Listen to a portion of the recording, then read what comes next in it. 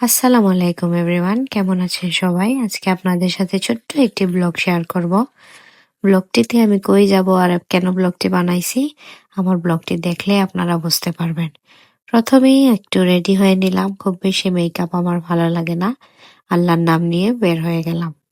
আজকে একটা স্পেশাল দিন, আমার জীবনের স্পেশাল মানুষটার স্পেশাল দিনে আসলে অনেক বেশি ভালো লাগতেছে। বাচ্চা আর আপনাদের ভাইয়াকে নিয়ে চলে যাচ্ছি স্পেশাল দিনটি সেলিব্রেট করতে। আসলে সত্যি কথা বলতে গেলে কি, আজকে আমার হাজব্যান্ডের জন্মদিন। হাজব্যান্ডের জন্মদিন মানে আমার জন্য অনেক বড় কিছু। আল্লাহর অশেষ অশেষ শুক্রিয়া, এই দিনটিতে আমার হাজব্যান্ড যদি এই পৃথিবীতে না আসতেন তাহলে আমি ওনাকে পেতাম না।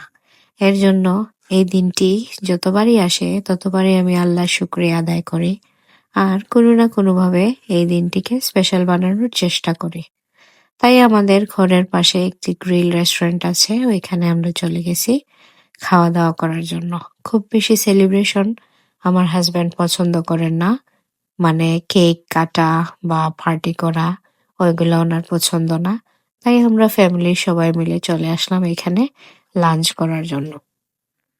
রেস্টুরেন্টের ভিতরে অনেক সিম্পল ডেকোরেশন করছে, বাট ভালো লাগতেছে।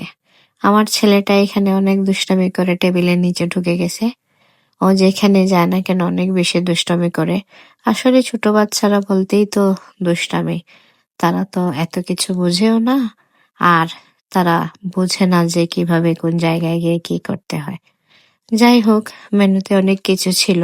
আসলে যে কারণে যাওয়া স্পেশালি হলো আমরা গ্রিল খাবো, তার জন্যই গেছি। পরে আমরা অর্ডার করছি ড্রিঙ্ক, আর আমার বাচ্চাদের জন্য জুস, চিপস, নাগেটস। ওরা আবার বেশি ঝাল খেতে পারে না। আর এখানে গ্রিলটা চলে আসছে। ওয়াও, লুকস ডিলিশিয়াস, অনেক সুন্দর লাগতেছে। আর আল্লাহর রহমতে এই দিনটি অনেক সুন্দরভাবে কাটছে।